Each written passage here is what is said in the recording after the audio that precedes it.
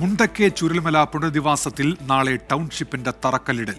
നാളെ വൈകിട്ട് എൽസ്റ്റൺ എസ്റ്റേറ്റിൽ ടൗൺഷിപ്പിന് മുഖ്യമന്ത്രി പിണറായി വിജയൻ തറക്കല്ലിടും. അതേസമയം പടവെട്ടിക്കുന്ന്, റാട്ടപ്പാടി, അട്ടമല തുടങ്ങിയ പ്രദേശങ്ങളിൽ ഉള്ളവരെയും പുനരധിവാസത്തിനായി പരിഗണിക്കണമെന്ന ആവശ്യവും ഉയരുന്നുണ്ട്.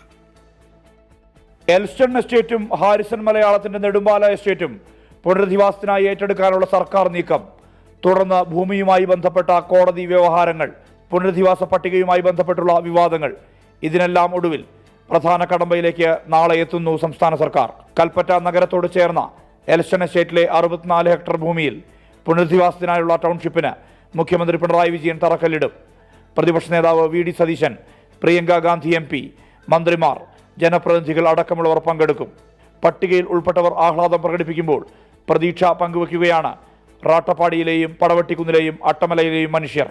എത്രയും പെട്ടെന്ന് ഞങ്ങൾക്ക് വീടായി കഴിഞ്ഞാൽ വീട്ടിലേക്ക് പോയാൽ നമുക്ക് ഉള്ള പെൻഷൻ കൊണ്ട് കഞ്ഞിയും കുടിച്ച് നമുക്ക് സന്തോഷമായിട്ട് ഇനി മരിക്കുന്നവരെ കഴിയാലോ, അത്രയൊക്കെ ഉള്ളൂ നമുക്ക്. ഒരു സാധാരണക്കാരനാണ്, കൂലിപ്പണി തന്നെ ജീവിക്കുന്ന ആളുകളാണ്. പിന്നെ കുട്ടികൾ വിദ്യാഭ്യാസ മേഖലയുമായി ബന്ധപ്പെട്ട് നിൽക്കുന്ന ആളുകളുണ്ട്. അവർക്കൊക്കെ ബുദ്ധിമുട്ടാണ്. പിഞ്ചു മക്കൾ ആ പടവെട്ടിക്കുന്ന് ഇറങ്ങി ചുരൽമലയിൽ നിന്ന് മേപ്പാടി പോയിട്ട് തിരിച്ചു വരിക എന്ന് പറയുമ്പോൾ ഭയങ്കര ബുദ്ധിമുട്ടാണ്.